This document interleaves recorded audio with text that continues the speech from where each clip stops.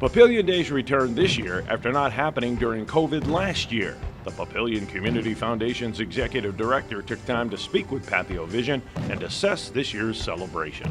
As far as the crowds go, there were record crowds. I mean, just looking at the receipts from the carnival over year over year for the comparison that I have as far as data from 2017, yeah, it was the biggest year we've ever seen them have. By seeing the people with your naked eye, you knew these were record crowds. Just understanding, how many people were there because of the lines and that kind of thing. But I think between Friday and Saturday night, it was probably an increase of 60%.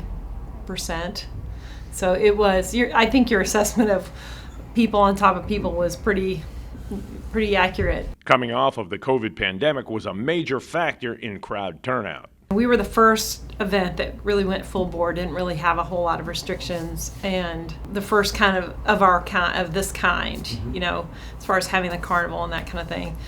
So I just think people were so ready to just get out. I think that's what created these large crowds. After not having last year's celebration, so many facets of Papillion Days were affected. First, the finances. It was a good year for us financially, just getting us back on track. There was a big deficit to make up after last year. We're still not where we should be, but it definitely helped. There are other factors besides money that come into play for a successful event. I feel like we met all of our major goals. The parade happened, and we didn't have any real issues there. We had over 80 entries, and we were able to get them down the street in an hour and 3 minutes from when the first or the last band hit the parade route. So whatever time it took them to get from the finish of the parade route. So the parade was over in less than an hour and 30 minutes, which is really good. There are those who question starting a parade at 2 p.m. in June. The logistics that go into planning the parade and getting everybody there and lined up and ready to go, and we couldn't really move it up. I know a lot of people ask about getting it during a cooler time of the day, but the logistics of doing it just don't allow us to do that. Despite challenges that always seem to surface, things went really well this year. We met our goals as far as the parade goes. Our vendors were very happy.